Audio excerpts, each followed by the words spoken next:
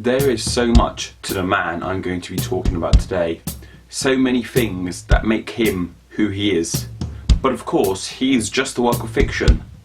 But could Sherlock exist? Well, I have a theory.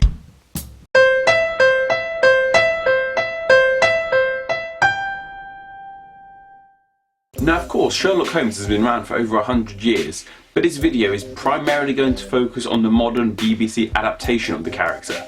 Don't worry, I won't pretend to have read the books, you don't need to pretend to have read the books, we'll get by. And while, yes, Sherlock Holmes is perhaps the most popular fictional character ever, I still want to do a brief explanation of who he is, for all of you who don't know. All two of you. Sherlock Holmes was created by Sir Arthur Conan Doyle and first published in 1887. He's the world's first and only consulting detective, meaning that when the police are out of ideas, they go to him. He lives at 22 1B Baker Street in the heart of London with friend and crime-solving companion Dr. John Watson. While actor Basil Rathbone gave the character an iconic look with the deerstalker and pipe, the version of Sherlock we'll be looking at prefers a long coat and a nicotine patch. Well, unless it's Christmas. What makes Sherlock Holmes a cut above the other detectives in London are the techniques he uses and the abilities he has to get the job done. But what are these abilities and techniques? And more importantly, are they achievable in the real world, or are they just works of science fiction? Or should I say mystery fiction? I don't know. These abilities and techniques that make Sherlock Holmes, well, Sherlock Holmes, I personally feel can be broken down to three core things: memory, observation, and dedication. Let's delve deeper. Starting with his memory, Sherlock uses a memory technique called the method of Loki, but it's more commonly referred to in the show as his mind palace. The idea of a mind palace is to create a vivid location in your mind that you can walk around in and place memories within specific locations in your mind palace. In example, say you suck at remembering birthdays. In your mind palace you can have a filing cabinet that when you open it up, pieces of paper with everyone's birthdays you have remembered are stored on them. Theoretically, with a mind palace you can never forget anything, as long as you remember the steps you took to put that memory there in the first place. Of course, Sherlock's mind palace is something to behold. He has remembered complete maps of London and the procedures of what to do in case he gets shot. But perhaps that's spoilers, so we'll stop there for the moment. We've established the fact he has quite a good memory. But how did all that stuff get into his mind in the first place? Well, that's the whole point.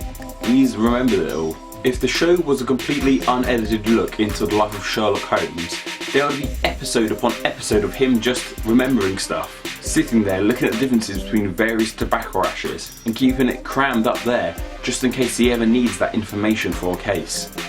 This is where observation comes into play. Sherlock sees things differently to all of us.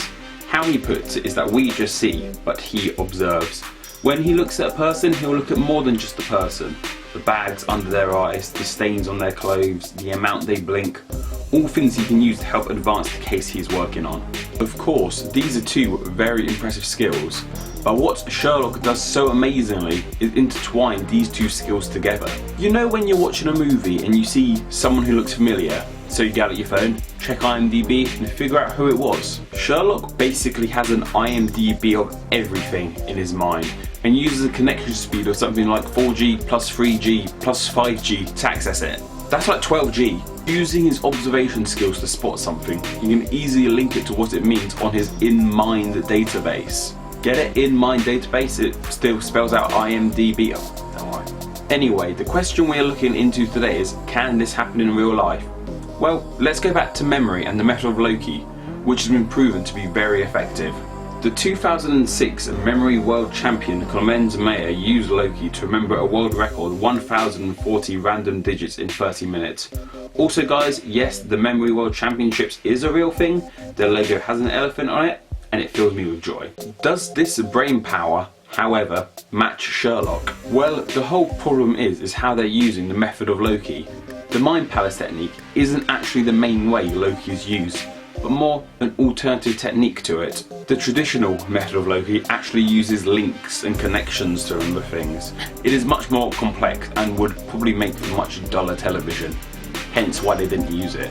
But nevertheless, remembering 1040 random digits is rather impressive, and I'm sure if our friend Clement did use the mind palace, the results would be rather impressive. As for observation, well, observation is used by so many of us on a daily basis. I work in a store that trades in old phones for cash.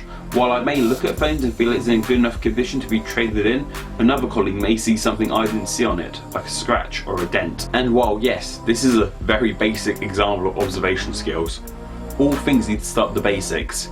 And there are jobs out there with a much higher level of observation skills. Obviously, doctors need good observation skills to find out what is wrong with their patient, yet I feel the reward for observation goes to vets, because their patients can't tell them what's wrong. If a vet can figure out what's wrong with a fish without the fish telling them, I'm sure some of the observation skills of Sherlock can exist. A flawed argument? Maybe. But this is called useless theory for a reason. So we know having the memory and observation skills of Sherlock are in the realm of possibility. So why is there no Sherlock Holmes? Well, maybe someone with these two skills just doesn't exist yet. But even if they do, why aren't they out there solving crimes and looking dashing? Well, that comes down to our third core reason. Dedication. Sherlock is hugely dedicated to his work, and he'll claim that all he cares about is the work. And this is incredibly apparent on various aspects in his life. Sherlock doesn't know that the Earth revolves around the Sun because this fact isn't important to him, as they just don't help him with the case on hand. He has no need for socialising or love, as they just get in the way of the case. In fact, he is so dedicated to the work that he seduces a woman, starts dating her and proposes to her just to get into a room in a building she has access to. Once again, spoilers. Can this level of dedication exist in the real world? Well, I think so. Think about all the stories you hear about how dedicated people are to things in the world. All the rags to riches and never give up mentalities we get pushed onto us. It is these three core reasons that allow Sherlock to exist. And if someone out there has these three core abilities and a good enough understanding of them, then we could very well have a Sherlock on our hands. Unless they're a bit of a bad egg. I suppose I shouldn't only be asking could Sherlock exist, but could Moriarty exist? That's all from me, but what about you guys? Do you think Sherlock could exist, or do you have any of the skills Sherlock has? Leave your answers and comment on just about anything else below. This channel is just as much yours as it is mine. And of course, this is all just personal opinion and its main job was to entertain you, but you'll probably say I'm wrong anyway, and that's fine. You're allowed to think I'm wrong. Also, I apologise for how crazy and unpredictable the lighting has been in this episode. It's another cloudy day here in England and it makes using natural lighting the worst thing ever. But hopefully you managed to the end. But anyway, if you enjoyed the video then leave it a like and maybe even give it a share. And if you want to see more from me and my face and my useless theories and just anything else, then subscribe. It would really help out, guys. That's all from me, Internauts. But always remember to stay open. Thank you.